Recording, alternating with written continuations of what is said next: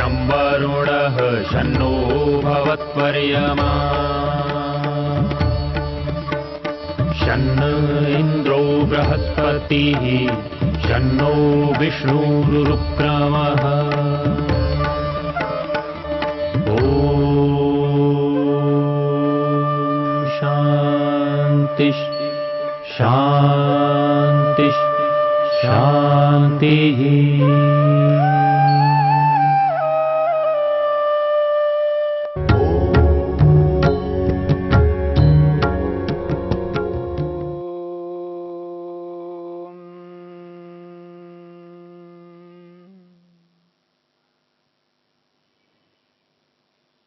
असंप्रज्ञात समाधि को लेकर के हम विचार कर रहे थे।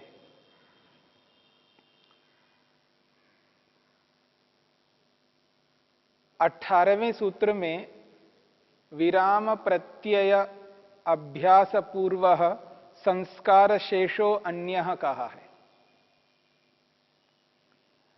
इस सूत्र में असंप्रज्ञात समाधि की चर्चा किए, इसकी परिभाषा किए और इस असंप्रज्ञात समाधि को प्राप्त कौन कर सकता है, इसका क्या उपाय है, उसकी भी चर्चा की है। असंप्रज्ञात समाधि का उपाय पर वैराग्य को बताया है। अब ये जो असंप्रज्ञात समाधि है, इस असंप्रज्ञात समाधि के भेद को लेकर के विचार किया जा रहा है। जिस प्रकार से संप्रज्ञात समाधि के 4 भेद बताए गए हैं और उन चारों भेदों में अलग अलग विषय थे।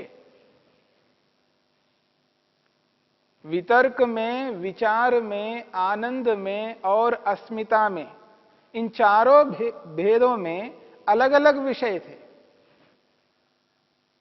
एक में पंचमहाभूत, दूसरी समाधि में 5 सूक्ष्म भूत जिनको तन्मात्राएं कहा है, तीसरे भेद में 5 ज्ञानेंद्रियों, 5 कर्मेंद्रियों, एक मन, एक अहंकार, एक महतत्व रूपी बुद्धि, सत्व, रज और तम को लिया गया है।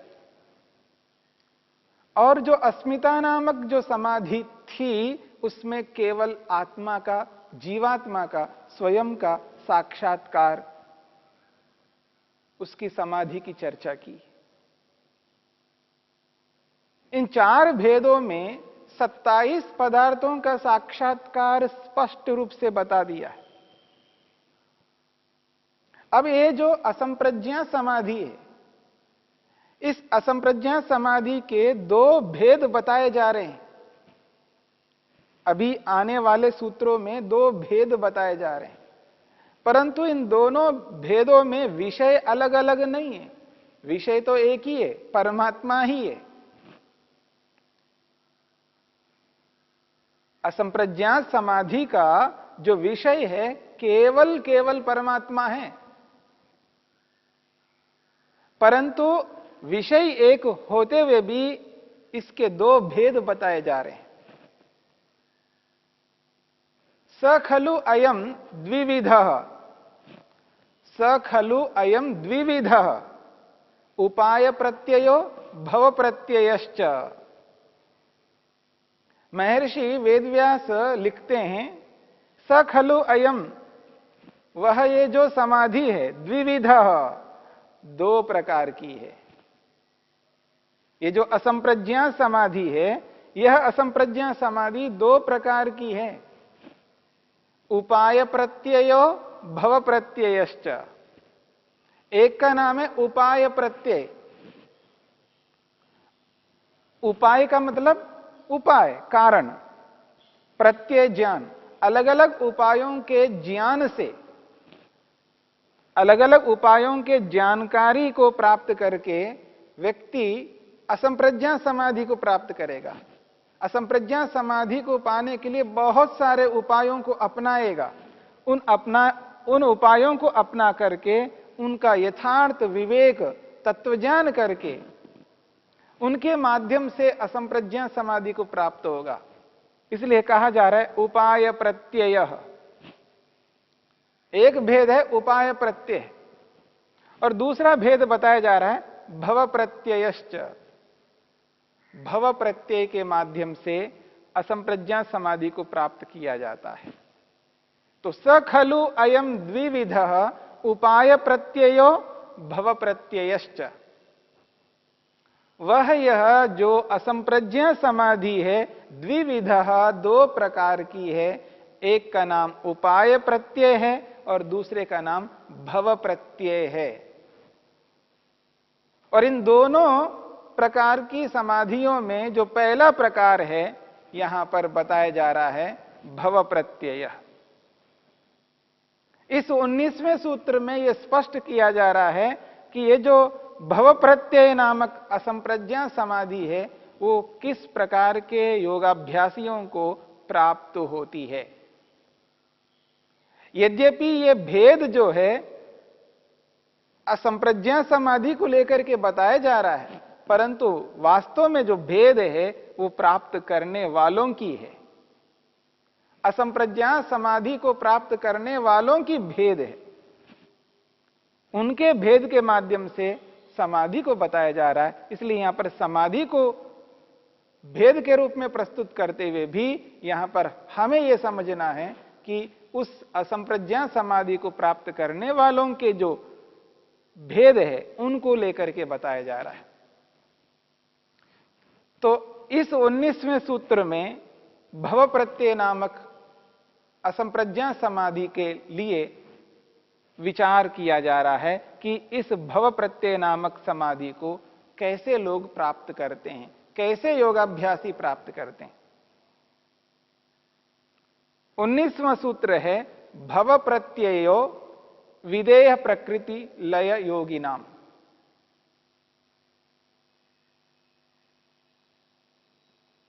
ये जो भव प्रत्यय विधेय प्रकृति लय योगी नाम, भव प्रत्यय जो नामक समाधि है, भव प्रत्यय नामक असंप्रज्ञा समाधि है, यह समाधि विधेय नामक योगियों को और प्रकृति लय नामक योगियों को प्राप्त होती है।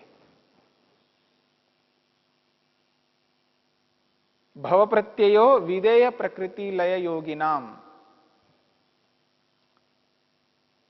भव प्रत्यय, ये जो भव प्रत्यय नामक असंप्रज्ञा समाधि है, इसको पाने के दो प्रकार के योगाभ्यासी हैं। एक विदेह नामक योगाभ्यासी और दूसरे प्रकृति लय नामक योगाभ्यासी। ये दोनों भव प्रत्यय नामक असंप्रज्ञा समाधि को प्राप्त होते हैं। ये जो सारा का सारा ब्रह्मांड है, इस संपूर्ण ब्रह्मांड को उत्पन्न करने वाले परमपिता परमेश्वर ने इस संपूर्ण ब्रह्मांड को उत्पन्न किया, उत्पत्ति की। परमेश्वर के मुख्य तीन जो कर्म हैं, उत्पन्न करना, उत्पत्ति करना परमात्मा का प्रमुख कार्य है। और ये जो संपूर्ण ब्रह्मांड को उत्पन्न किया है, इसको बनाए रखना, इसकी स्थिति को बनाए रखना, यानी इस संसार का पालन पोषण करना, इस संसार की रक्षा करना परमात्मा का दूसरा प्रमुख कार्य है। उत्पन्न करना, उत्पत्ति, स्थिति, इसका पालन पोषण करना। और तीसरा प्रमुख कार्य है परमपिता परमात्मा का प्रलय करना। उत्पत्ति, स्थिति और प्रलय, ये तीनों शब्दों से परमात्मा को जाना जाता है। परमात्मा को परमात्मा इसलिए कहा जाता है क्योंकि परमात्मा ने उत्पत्ति की है, संसार को बनाया, संसार का निर्माण किया है। एक बहुत बड़ा कर्म परमपिता परमेश्वर का है, प्रमुख कर्म है संसार को बनाना। और इसको बना करके इसको बनाए रखना, इसको उसी स्थिति में रखना, इसकी स्थिति को बनाए रखना, पालन पोषण करना, इसकी सुरक्षा करना परमात्मा का एक बहुत महत्वपूर्ण कर्म है। और तीसरा महत्वपूर्ण कर्म है इस संसार को समाप्त करना, नष्ट करना, जिससे दार्शनिक भाषा में प्रलय शब्द से कहा जाता है। इसका प्रलय करना यानी इसका विनाश करना, इसको मिटा देना। प्रलय का अर्थ है मिटाना, जिसको बनाया है उसको मिटा देना। यह परमात्मा का प्रमुख कार्य है। तो ये तीन प्रमुख कार्यों को करते हुए ईश्वर हमारे लिए ईश्वर हैं, परमेश्वर है, भगवान है, प्रभु है। और ये तीनों कर्म इसलिए परमात्मा करते हैं क्योंकि इन तीनों के माध्यम से आत्मा को सुख प्राप्त होता है। आत्मा इस संसार का जो भोग करता है, उपभोग करता है, यह भोग सुख के लिए है। क्यों संसार को भोगता है? क्योंकि भोगने से उसको सुख प्राप्त होता है। यानी उत्पत्ति से आत्मा को, जीवात्मा को हमें सुख प्राप्त होता है। इसका जो पालन पोषण, इसकी स्थिति को बनाए रखता है परमात्मा। जब तक इसको बनाए रखता है तब तक हमें सुख प्राप्त होता है।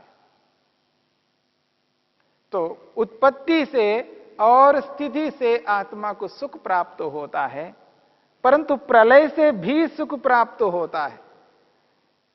इसको जब मिटाता है तो वो मिटाना भी हमारे सुख के लिए करता है। उत्पत्ति भी हमारे सुख के लिए है, इसका रक्षण, इसका पालन भी हमारे सुख के लिए है, और इसका प्रलय करना भी आत्माओं के सुख के लिए है। उत्पत्ति और स्थिति से ये समझ में आता है, परंतु ये जो प्रलय है, इस प्रलय से आत्मा को कैसे सुख प्राप्त होता है? हां, प्रलय से सीधा सीधा सुख तो प्राप्त नहीं होता है, परंतु प्रलय ना करें तो आत्मा को आगे सुख प्राप्त नहीं होने वाला है। इसलिए आगे के सुख के लिए प्रलय का होना आवश्यक है। इसलिए एक प्रकार से सीधा ना हो करके इनडायरेक्टली, परोक्ष रूप में, प्रलय जो है परोक्ष रूप में हमें सुख प्रदान करता है। उत्पत्ति, स्थिति और प्रलय, इन तीनों के माध्यम से आत्मा सुखी होता है।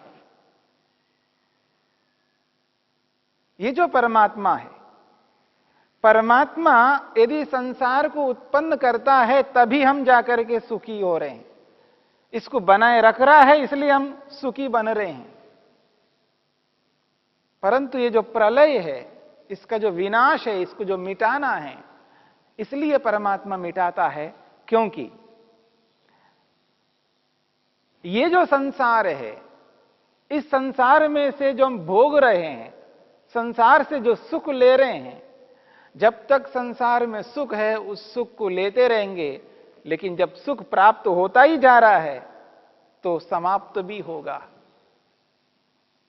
इस संसार में से सुख का दोहन कर करके हम सुखी हो रहे हैं, तो उस दोहन से एक दिन तो ऐसा आएगा जब उसमें सुख रहे नहीं। जब संसार सुख देने में असमर्थ होता है, अब यह संसार सुख देने लायक नहीं रहता, उस स्थिति में परमात्मा को यह करना पड़ता है कि संसार को मिटा दिया जाए, जिससे आगे जाकर के भविष्य में पुनः इस संसार से हमें सुख प्राप्त हो सके। इसके लिए एक छोटा सा उदाहरण आपके सामने रखता हूं, आपको स्पष्ट हो जाएगा। एक किसान है, खेती करता है। जिस धरती में वो खेती करता है उस धरती में बो करके जोतता है और बोता है और फसल ले लेता है। फसल लेने के बाद में फिर उसको जोत करके ऐसे ही पड़ा रखता है। वो इसलिए उसको वैसे रखता है जिससे कि जो हमने जो फसल लिया है, उसका जो सामर्थ्य हमने ग्रहण किया है, वह सामर्थ्य दोबारा उत्पन्न हो जाए उस धरती में। वो जो अन्न देने का सामर्थ्य है उस धरती में, वो दोबारा पैदा हो जाए, इसके लिए वो जोत करके वैसे ही पड़ा, वैसे रख देता है। बिना बोए उसको वैसे ही बनाए रखता है कुछ समय तक, और कुछ समय के बाद में जब उसमें दोबारा बोता है तब वो धरती हमें अन्न देने में समर्थ हो जाती है, सक्षम हो जाती है, वो सामर्थ्य उस धरती में आ जाता है। यदि ऐसा ना करके वो लगातार बोने लगे तो वो सामर्थ्य उस धरती में नहीं रहेगा, वो अन्न हमें नहीं दे पाएगी वो धरती, और हम भूखे रह जाएंगे। इसलिए कुशल जो किसान होता है वो ऐसा ही करता है, फसल लेने के बाद कुछ समय के लिए उस धरती को खाली रखता है ताकि उसमें वो शक्ति, वो सामर्थ्य पुनः उत्पन्न हो जाए। ठीक इसी प्रकार से परमपिता परमात्मा इस संसार को जो प्रलय के रूप में परिवर्तित करता है, इसको मिटा देता है। इसको मिटा करके उसके अंदर वो सामर्थ्य आने तक वैसा ही बनाए रखता है, कारण के रूप में बनाए रखता है। जब वो सामर्थ्य उसमें आ जाता है फिर दोबारा संसार उत्पन्न करता है। तो उत्पत्ति, स्थिति और प्रलय ये परमात्मा के प्रमुख कार्य हैं। और ये बातें इसलिए आपके सामने बताई जा रही है क्योंकि यहां पर हमें भव प्रत्यय को समझना है। ये जो भव प्रत्यय है उसमें दो बातें हैं। भव प्रत्यय, भव का अर्थ है होना। ये संसार में जो हो रहा है उसको जानो, उसको समझो। संसार में जो भी घटित हो रहा है यह है भव। और प्रत्यय का अर्थ ज्ञान। जो संसार में घटित हो रहा है, संसार में जो हो रहा है उसको जानना, उसकी जानकारी प्राप्त करना, यही भव प्रत्यय है। संसार में घटित होने वाली स्थिति को जानना ही भव प्रत्यय है। संसार में क्या हो रहा है जिसको भव शब्द से कहा जा रहा है। संसार में उत्पन्न हो रहा है, भव हो रहा है। क्या हो रहा है? उत्पन्न हो रहा है। भव हो रहा है, क्या हो रहा है? मृत्यु हो रही है। दो स्थितियां सामने हैं। इस संसार में दो स्थितियां हैं, एक उत्पन्न होना, एक मृत्यु होना। एक ओर से बनना चल रहा है और एक ओर से बिगड़ना चल रहा है। ये दोनों स्थितियां संसार में हैं। ये दोनों वर्तमान में चल रहे हैं, ये दोनों हो रहे हैं, यही भव है। और इन दोनों होने वालों को जानना ही प्रत्यय है। इसलिए भव प्रत्यय का अर्थ है संसार में जो घटित हो रहा है, जो घटित हो रही है, उसकी जानकारी रखना। उसकी जानकारी को यहां पर भव प्रत्यय कहा है। संसार में घटित होने वाली स्थिति को जानना, उसकी जानकारी को यहां पर भव प्रत्यय शब्द से स्पष्ट किया है। तो संसार में एक स्थिति है, उत्पन्न होता ही जा रहा है, और दूसरी स्थिति है, मृत्यु होती जा रही है। भव प्रत्यय।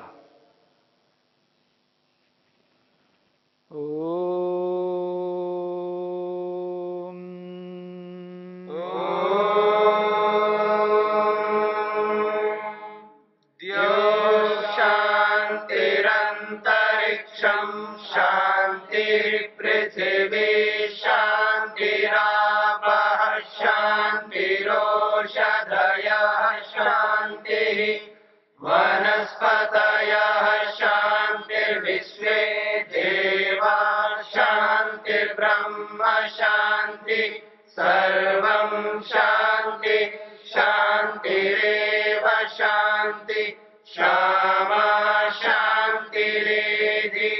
ओम शांति शांति शांति।